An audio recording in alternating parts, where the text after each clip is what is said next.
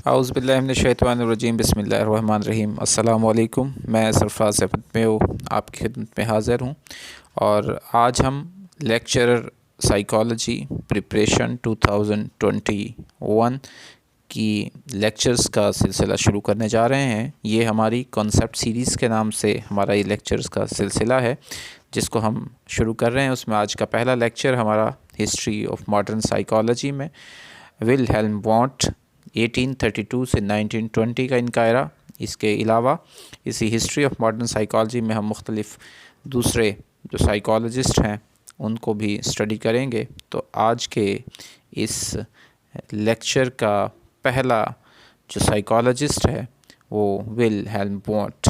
तो आइए आज के लेक्चर का आगाज़ करते हैं। कॉन्सेप्ट्स को गौर से सुनिएगा, समझने की कोशिश कीजिएगा ताकि आपके पेपर में पूछे जाने वाले किसी भी सवाल का जवाब आप ठीक तरह से दे सको। तो आइए आज के लेक्चर का आगाज़ करते हैं। विलहेल्म वॉन्ट, जिसकी 1832 में पैदाइश हुई और इन्होंने साइकोलॉजी की जो स्टडी थी उसको एक इंडिपेंडेंट एक्सपेरिमेंटल साइंटिफिक डिसिप्लिन के तौर पर शुरू किया, यानी इसको ख़ुद मुख्तार तौर पर, आज़ादाना तौर पर एक एक्सपेरिमेंटल साइंटिफिक डिसिप्लिन के तौर पर शुरू किया। सबसे पहले इन्होंने एक अपना आइडिया को अपनी एक बुक के अंदर, जिसका नाम था contributions to the theory of sensory perception, उसके अंदर बयान किया। और ये बुक जो थी सेक्शंस के अंदर, मुख्तलिफ़ हिस्सों के अंदर जो है वो शाया हुई 1858 से 1862 के दौरान।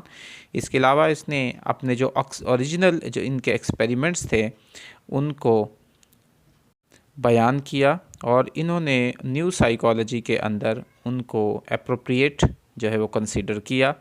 इन्होंने एक्सपेरिमेंटल साइकोलॉजी की टर्म पहली दफ़ा इस्तेमाल की।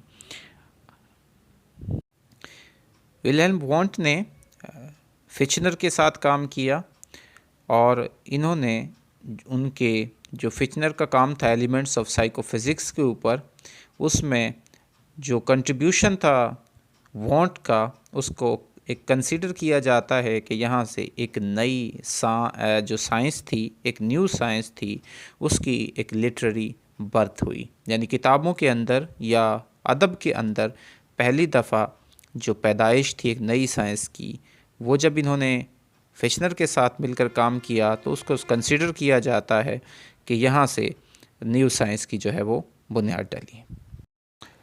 वॉन्ट ने बहुत सारे इश्यूज़ पर डिस्कस किया, उनमें रिएक्शन टाइम, साइकोफिज़िक्स थे और इन्होंने इन जो इश्यूज़ थे उन्होंने दूसरे जो साइकोलॉजिस्ट थी कई सालों तक उनकी तवज्जो को इस जानिब मबसूल रखा।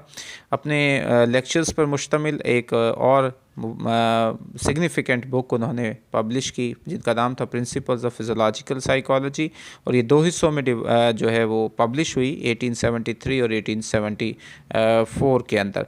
वॉन्ट ने इस बुक को रिवाइज़ किया 6 एडिशंस के अंदर और इसमें तकरीबन 37 साल का अरसा लगा इनको इन रिवीजन्स के आने में, और जो लास्ट ये पब्लिश्ड हुई 1911 के अंदर।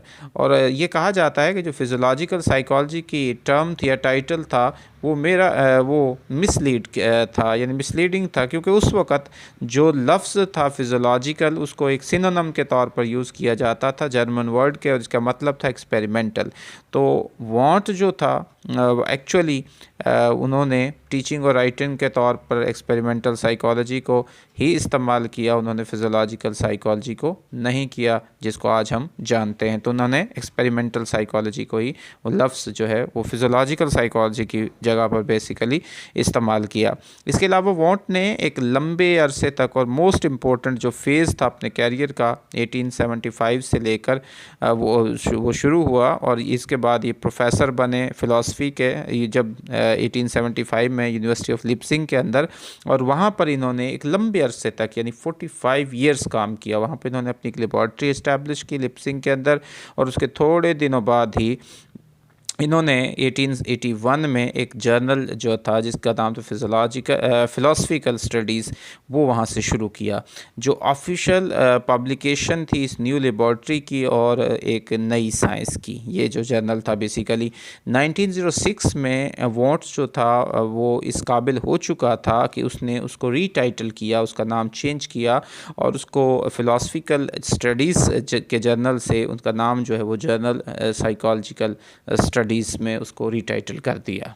यानी ये उनके वर्क था, काम था, जो कि इस अरसे में हुआ, यानी 1881 से लेकर और 1906 के अंदर इन्होंने जो 25 ईयर्स के अंदर वो काम किया, तो उसकी वजह से इस लेवल पे पहुंचा, इसको कामयाब हुआ कि उसको चेंज कर सके। विल्हेल्म वॉन्ट का एक और जो बहुत कंट्रीब्यूशन थी कल्चरल साइकोलॉजी के अंदर, एक और फील्ड जिसके ऊपर वॉन्ट का फोकस था और इसको कंसिडर किया जाता है, कंसिडरेबल टैलेंट उन्होंने अपना यहाँ पे शो करवाया और इसकी जो अपनी पहली बुक जो थी इस हवाले से उन्होंने स्केच की और उसका नाम था the creation of a social psychology. जब ये इस प्रोजेक्ट पर वापस आए, इस प्रोजेक्ट पे काम किया, तो उन्होंने एक 10 वॉल्यूम का वर्क जो था अपना उसको प्रोड्यूस किया और इसका नाम था कल्चरल साइकोलॉजी और ये पब्लिश्ड हुई तक बिटवीन 1900 से 1920 के अंदर, यानी इस 20 इयर्स के अरसे में इन्होंने जो है वो कल्चरल साइकोलॉजी के ऊपर काम किया। कल्चरल साइकोलॉजी बेसिकली बहुत सारी हमारी जो ह्यूमन मेंटल डेवलपमेंट की जो स्टेजेस हैं उनके साथ डील करती है और जिसके अंदर जो है हमारे वो मैनिफेस्ट होती है लैंग्वेज के अंदर, आर्ट के अंदर, मिथ्स, सोशल कस्टम्स, लॉ और मोरल्स के ऊपर। तो जो इम्प्लिकेशंस थे इस पब्लिकेशंस की, जो इम्प्लिकेशंस थी पब्लिकेशन की साइकोलॉजी के लिए, उनकी बहुत ज़्यादा अहमियत थी एक्चुअल कंटेंट की निस्बत। इन्होंने जो नई साइंस थी साइकोलॉजी की उनको दो मेजर पार्ट्स के अंदर डिवाइड किया, एक फिर जो है वो एक्सपेरिमेंटल बनी और दूसरी जो है वो सोशल बनी। तो ये दो मेजर पार्ट्स जो है वो साइकोलॉजी के, यानी साइंस ऑफ साइकोलॉजी के, न्यू साइंस ऑफ साइकोलॉजी के, वो दो मेजर पार्ट्स में डिवाइड हुए। वॉन्ट का बिलीव था कि जो सिंपलर जो मेंटल फंक्शंस हैं, सिंपल मेंटल फंक्शंस हैं जैसे कि सेंसेशन है या परसेप्शन है, और उनको लेबॉर्ट्री मेथड के ज़रिए से स्टडी करना चाहिए। इन्वेस्टिगेशन के लिए जो हायर मेंटल प्रोसेसेस होते हैं जैसे कि लर्निंग है और मेमोरी है, या हायर मेंटल प्रोसेसेस हैं, उन्होंने कहा था कि इसके लिए साइंटिफिक एक्सपेरिमेंटेशन जो है वो इम्पॉसिबल है, क्योंकि ये जो प्रोसेसेस हैं ये कंडीशनड होते हैं लैंग्वेज के ज़रिए से या दूसरे जो एस्पेक्ट्स होते हैं हमारी कल्चरल ट्रेनिंग्स के उनके साथ। तो वॉन्ट के लिए जो हायर थॉट प्रोसेस है उनको अप्रोच किया जाना चाहिए, किया जा सकता है by the non experimental means, यानी उनको नॉन एक्सपेरिमेंटल तरीके से हम उन तक पहुंच सकते हैं जो कि इस्तेमाल किए जाते हैं सोशियोलॉजी के अंदर, एंथ्रोपोलॉजी के अंदर या सोशल साइकोलॉजी के अंदर। तो वॉन्ट ने 10 साल का अरसा जो है वो सर्व किया अपनी इस कल्चरल साइकोलॉजी के लिए। लेकिन ये जो फील्ड थी, जैसा कि उसने उनके लिए ख्वाब देखा था, जो उसने उनका विज़न था, जो उनके लिए, इनका बहुत ज़्यादा कम इम्पेक्ट हुआ अमेरिकन साइकोलॉजी के ऊपर इस कल्चरल साइकोलॉजी का। विल्हेल्म वॉन्ट्स की जो स्टडी थी कॉन्शियस एक्सपीरियंसेस के हवाले से, वो रिलाई करती थी एक्सपेरिमेंटल मेथड के ऊपर, जो नेचुरल साइंसेस का होता है, ख़ास तौर पर जो टेक्निक्स हैं यूज़ की गई फिजियोलॉजिस्ट के ज़रिए से, उनके ऊपर ये रिलाई करती थी। तो वॉन्ट ने अडेप्ट किया कि ये जो साइंटिफिक मेथड्स होते हैं इन्वेस्टिगेशन के एक न्यू साइकोलॉजी के लिए, और फिर उन्होंने उनको अडेप्ट किया और उसके अलावा इन्होंने को प्रोसीड किया स्टडी करने के लिए उसके जो सब्जेक्ट्स मैटर होते हैं सेम वे में जैसे कि फ़िज़िकल साइंटिस्ट उनको स्टडी करते हैं, अपने सब्जेक्ट्स मैटर को करते हैं, सेम इसी तरह इन्होंने इन हमारे जो साइकोलॉजिकल मैटर्स होते हैं, उनको सब्जेक्ट मैटर्स होते हैं, उनको स्टडी करने के लिए इस्तेमाल किया। जो सब्जेक्ट मैटर है जो वॉन्ट्स की साइकोलॉजी में था, वो एक वर्ड जो था इन एक लफ्ज़ में था जिसको कॉन्शियसनेस कहते हैं। तो कॉन्शियसनेस बेसिकली एक सब्जेक्ट मैटर है। ब्रॉड सेंस में हम कह सकते हैं कि जो इम्पैक्ट है 19th सेंचुरी का, जो एम्पिरिसिज्म का और एसोसिएशनिज़म का, वो कम अज़ कम जो है उसने रिफ्लेक्ट किया वॉन्ट्स के सिस्टम को। वो वॉन्ट्स के मुताबिक जो था कॉन्शियसनेस के अंदर मुख्तलिफ जो पार्ट्स होते हैं उनको स्टडी किया जाना चाहिए हमारे, और उसमें जो उनके लिए जो मेथड इस्तेमाल करना चाहिए वो मेथड ऑफ एनालिसिस या मेथड ऑफ रिडक्शन जो है उसको इस्तेमाल करना चाहिए उस कॉन्शियसनेस को स्टडी करने के लिए। तो विलियम वॉन्ट ने लिखा था कि जो फर्स्ट स्टेप है in investigation of a fact, उसको must therefore be a description of the individual elements. जो पहला कदम है इन्वेस्टिगेट करने के लिए किसी भी फैक्ट को, तो उसके लिए ज़रूरी है कि उसको इंडिविजुअल एलिमेंट्स में डिस्क्राइब किया जाए, ठीक है, जिन पर वो मुश्तमिल होता है। ठीक है, वो जो फैक्ट जो उस पर मुश्तमिल है उसके इंडिविजुअल एलिमेंट्स को स्टडी करना पहले ज़रूरी है। इस्तेमाल की थी वॉन्ट ने, उसको वॉलंटेरिज़म कहा जाता है। वॉलंटेरिज़म जो है उन्होंने फोकस किया, उनके बयान किया था कि जो माइंड्स की जो सेल्फ़ ऑर्गेनाइजिंग कैपेसिटी होती है, माइंड जिस तरह कुदरती तौर पर ऑटोमेटिकली जो है वो उनके अंदर जो एक कैपेसिटी होती है चीज़ों को ऑर्गेनाइज़ करने की, तो उसने उसको लेबल किया था सिस्टम वॉलंटेरिज़म। यानी इस सिस्टम को उन्होंने कि जो सेल्फ़ ऑर्गेनाइजिंग की कैपेसिटी है माइंड की, उसको वॉलंटेरिज़म का नाम दिया था। एक टर्म है बेसिकली जिसने ये ड्राइव हुई है, एक लफ्ज़ जो है वोलिशन से, और डिफ़ाइन किया जाता है the act of power of willing, जो यानी विलिंगनेस की जो पावर है या एक्ट है उसको। तो वॉलंटिज्म रेफ़र करता है to the power of the will, कि जो हमारी विल पावर होती है उसको, कि वो कौन सी ऑर्गेनाइज़ करने की जो माइंड्स के कंटेंट होते हैं उनको, यानी हमारे जो माइंड के कंटेंट्स होते हैं, जो हम चीज़ें ले रहे होते हैं, हासिल करते होते हैं मुख्तलिफ पार्ट्स के अंदर, उसको किस तरह से हायर लेवल थाट्स प्रोसेस के अंदर लेके जाना है, कैसे हम उसको उसमें ऑर्गेनाइज़ करते हैं, उस हवाले से। तो इसमें उसने दो एक्सपीरियंसेस की बात की, एक मीडिएट एक्सपीरियंस था, एक इमीडिएट एक्सपीरियंसेस था। वॉन्ट के नज़दीक साइकोलॉजिस्ट को जो है वो कंसर्न्ड होना चाहिए इमीडिएट एक्सपीरियंसेस के ऊपर बजाय मीडिएट एक्सपीरियंसेस के। तो मीडिएट एक्सपीरियंसेस जो हैं वो हमें इंफॉर्मेशन या नॉलेज प्रोवाइड करते हैं जो हमारे एक्सपीरियंसेस होते हैं उनके एलिमेंट्स के अलावा। तो जो ये जो है यूजुअल फॉर्म होती है, आम फॉर्म है, आम किस्म है, जिसमें कि हम एक्सपीरियंसेस को इस्तेमाल करते हैं, यानी तजर्बात को, अपने जो हमारी लाइफ के एक्सपीरियंसेस होते हैं उनको इस्तेमाल करते हैं नॉलेज को हासिल करने के लिए अपनी दुनिया के हवाले से। यानी जो हम हमारी जो इर्द गिर्द जो वर्ल्ड है उसके बारे में नॉलेज को एक्वायर करने के लिए हम जो इस्तेमाल करते हैं उनको। तो फॉर एग्ज़ाम्पल जब हम एक किसी भी रोज़ को देखते हैं, रेड रोज़ है, उसको देखते हैं और हम कहते हैं कि द रोज़ इज़ रेड, के जो गुलाब है वो सुर्ख है, तो ये जो स्टेटमेंट है बेसिकली ये इम्प्लाइज करती है हमारी प्राइमरी इंटरेस्ट को फ्लावर के अंदर, जो फ्लावर के अंदर हमारा प्राइमरी इंटरेस्ट है उसको। और ये फैक्ट को, इस फैक्ट को नहीं देखती कि हम जो है परसीव कर रहे हैं जिसको कहा जाता है रेडनेस, हम रेडनेस को परसीव कर ये नहीं कहती, बल्कि इसका फोकस जो होता है वो प्राइमरी जो इंटरेस्ट होता है वो फ्लावर में ही होता है, इसकी जो रेडनेस है उसके ऊपर नहीं होता है। विलहेल्म वॉन्ट का एक मेथड ऑफ इंट्रोस्पेक्शन बहुत इंपॉर्टेंट है। आपने स्ट्रक्चरलिज्म स्कूल ऑफ थॉट जब हम स्टडी करते हैं तो उसमें भी इंट्रोस्पेक्शन मेथड को स्टडी किया जाता है। बेसिकली जो उसका स्ट्रक्चरलिज्म का मेथड ऑफ एनालिसिस है वो यही है, टेक्निक उसमें इस्तेमाल की जाती है। तो वॉन्ट ने इसको डिस्क्राइब किया था कि अपनी साइकोलॉजी को ये एक साइंस ऑफ कॉन्शियसनेस है या कॉन्शियस एक्सपीरियंसेस की साइंस उसको कहा था। तो इसके लिए जो मेथड है साइंटिफिक साइकोलॉजी का, उसके वो कहता था कि इसके अंदर लाजमी तौर पर कॉन्शियस एक्सपीरियंसेस की ऑब्जर्वेशन होनी चाहिए, लेकिन इनको सिर्फ वही शख्स ऑब्जर्व कर सकता है जो उसको एक्सपीरियंस करता है, जो उसको एक्सपीरियंस कर रहा होता है। तो वॉन्ट ने डिसाइड किया था कि जो मेथड ऑफ ऑब्जर्वेशन है लाजमी तौर पर उसके अंदर इंट्रोस्पेक्शन होनी चाहिए। इंट्रोस्पेक्शन बेसिकली जो हमारी अपनी जो मेंटल स्टेट्स होती हैं उनकी एग्जामिनेशन होती है, यानी इंडिविजुअल की जो अपनी मेंटल स्टेट होती है उसका एग्जामिनेशन है। तो वॉन्ट ने रेफ़र किया था इस मेथड को एक इंटरनल पर्सनल परसेप्शन के तौर पर उसने इसको इंट्रोड्यूस करवाया। जो मेथड ऑफ इंट्रोस्पेक्शन है उसको वोंट ने ऑरिजिनेट नहीं किया था, या उसका जो ताल्लुक़ है वो विलियम वोंट से नहीं है। बेसिकली ये सोक्रेटिस ने इसको इंट्रोड्यूस करवाया।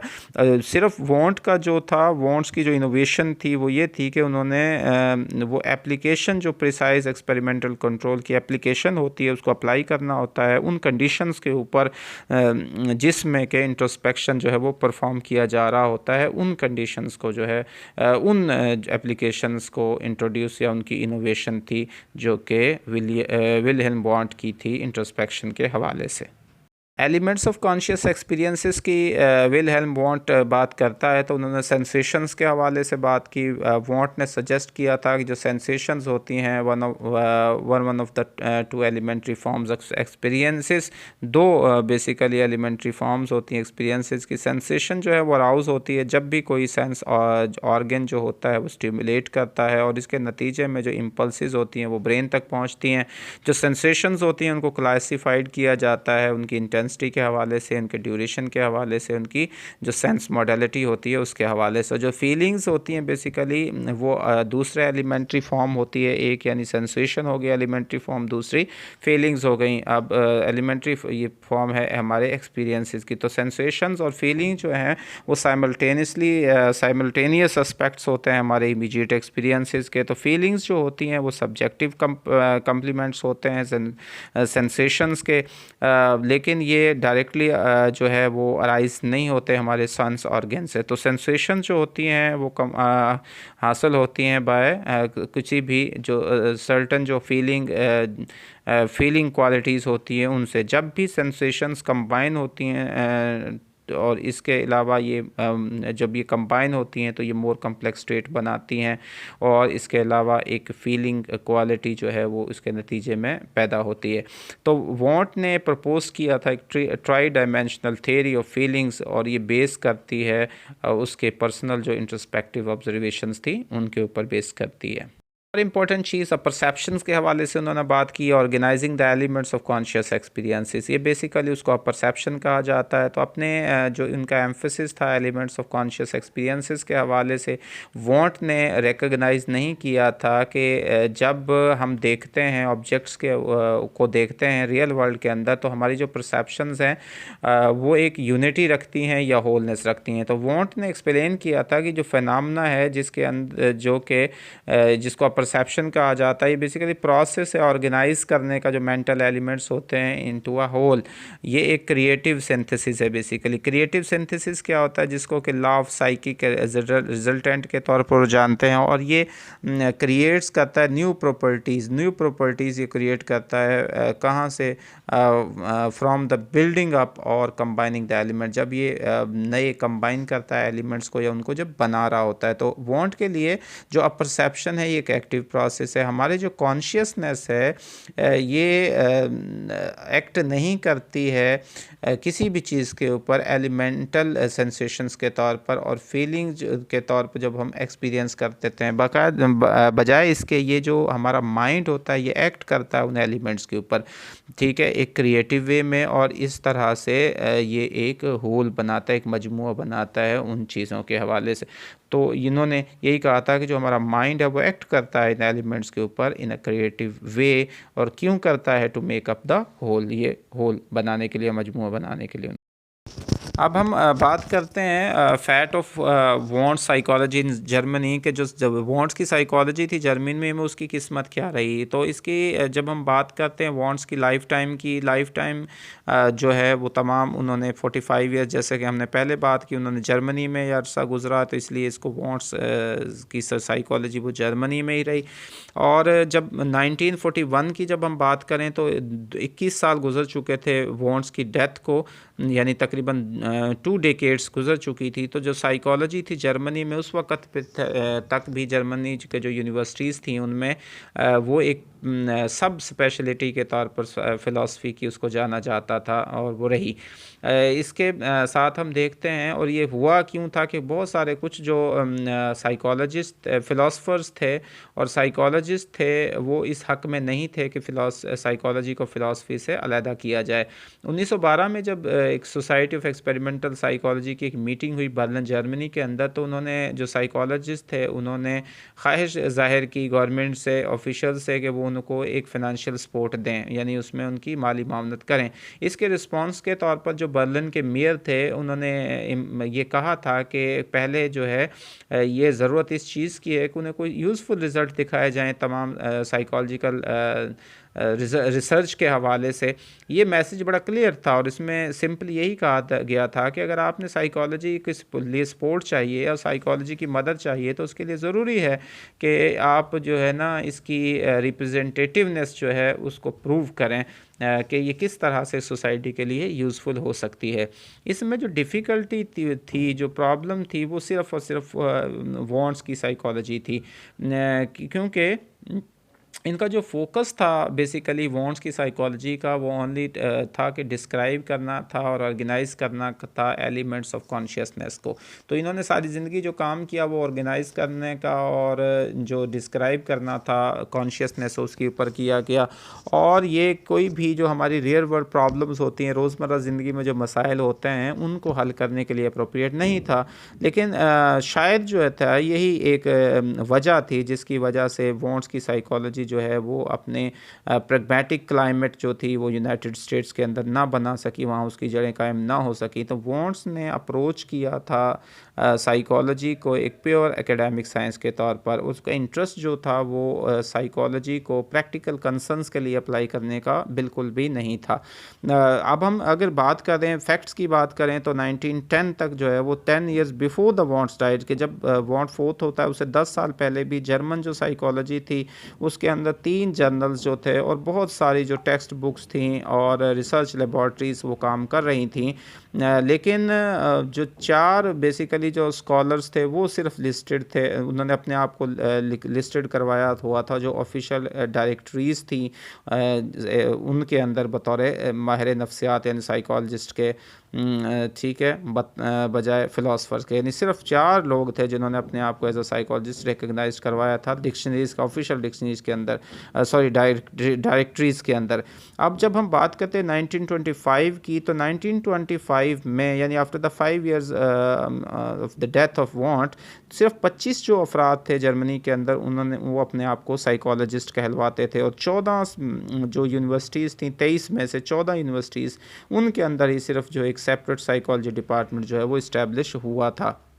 उसी वक्त हम अगर अमेरिका की बात करें तो बहुत सारे वहाँ पे साइकोलॉजिस्ट काम कर रहे थे, साइकोलॉजी डिपार्टमेंट काम कर रहे थे, साइकोलॉजिकल नॉलेज और जो टेक्निक्स थी उनको अप्लाई किया जा रहा था हम जो प्रैक्टिकल प्रॉब्लम्स को सॉल्व करने के लिए। प्रैक्टिकल प्रॉब्लम जो थे बिजनेस के अंदर, यानी बिजनेस साइकोलॉजी उस वक्त प्रिवेल कर रही थी, और एजुकेशनल साइकोलॉजी जो यानी साइकोलॉजी बिजनेस के अंदर, एजुकेशन के अंदर वहाँ के जो प्रैक्टिकल प्रॉब्लम थे उनके सॉल्व करने के लिए इस्तेमाल हो रही थी। तो ये फ़र्क था, जर्मन था, और उसकी वजह क्या थी वो आपके सामने हमने डिस्कस की। उम्मीद है कि आपको ये लेक्चर पसंद आया होगा, आपको बहुत सारी नई इन्फॉर्मेशन इसमें मिली होंगी। तो इनको ज़रूर शेयर कीजिएगा, अपने एक्सपीरियंस को ज़रूर शेयर कीजिएगा। अल्लाह ताला से दुआ है कि अल्लाह ताला आपको ज़िंदगी के हर इम्तहान में कामयाबी नसीब फरमाए। अल्लाह ताला आपके लिए आसानियाँ नसीब फरमाए और आसानियाँ तकसीम करने की तौफ़ीक नसीब फरमाए। दुआ में याद रखिएगा। आपका बहुत शुक्रिया। अल्लाह हाफ़िज़।